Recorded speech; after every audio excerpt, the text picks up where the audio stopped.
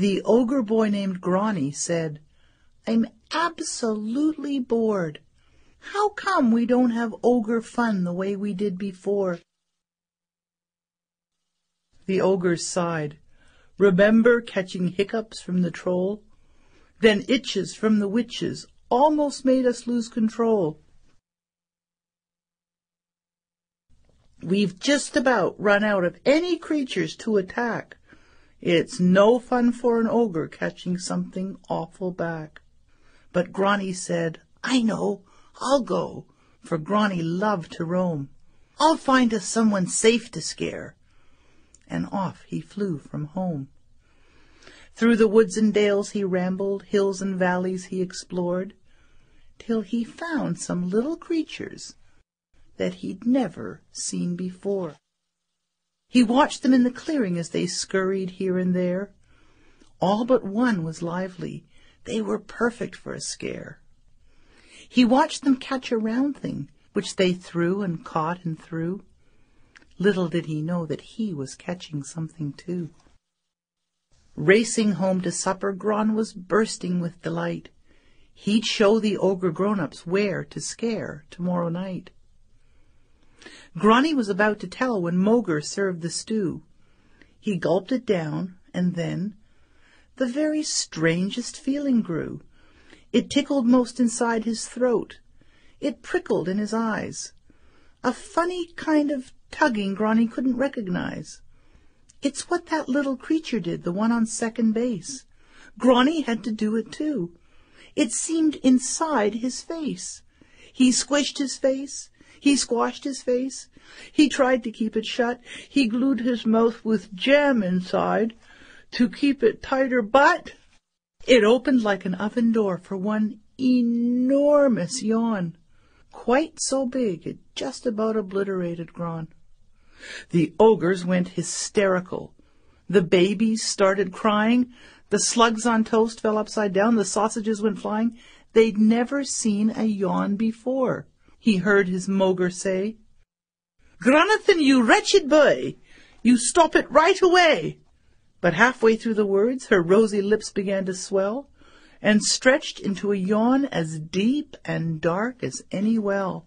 Pogr ogre grappled with his trembling ogre chin, but nothing Pogr did could keep the yawn explosion in. Grani saw each ogre jaw begin to fall and drop. They'd never yawned, not once before, and now they couldn't stop. They couldn't finish supper, they couldn't use their spoons. Their ogre cheeks puffed in and out like lumpy green balloons. They spilled their ogre cocoa when they bumped into the wall. When bugs flew in their open yaps, they couldn't sleep at all. "Yawful, yawful," Mogr yawned. "Disaster for the pack. I think these must have come with you, so Grani, give them back." Worried, sick, and yawning, Grani sped to seek advice from those dreadful little creatures who had looked so very nice. But the playground in the moonlight was as empty as a plate. He spied the nearest cottage, and he tiptoed to the gate. Dare he press up closer to the window with a light? Oh no, the creatures yawning were preparing for the night. One by one the children saw his yawning ogre face, and screamed and screamed and screamed and screamed and screamed apart the place. Grani thought the screaming was just bigger yawns with noise. "I'll catch that too," he cried in dread, but faced the girls and boys. If he couldn't stop his yawning, would he ever roam again? The nasty little creatures made another scream, and then Grani made it back to them as loudly as he could. And suddenly his yawning stopped. He bolted for the wood. At home again, he stayed outside. The ogres heard his plea. "Don't let me see you yawn again, but do the same as me."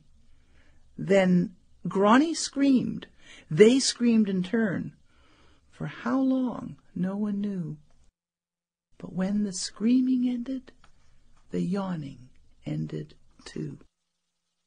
"How beautiful a sound, my son," said Mogr from the heart. "You saved the day, and brought a song. But still we must depart. We only want to scare someone, not itch or hick or yawn. None of that was fun at all. It's time that we were gone. Away the ogres wandered, sure to find a better home. They loved their song, and Grani got a perfect chance to roam. And this is why you seldom see an ogre here today. And how a tiny moany yawn, or an open growly groany yawn, is as scary to an ogre yawn and keeps them far away. So remember, if you meet one, and his gruesome gob is wide, you can save yourself by running or by yawning. You decide.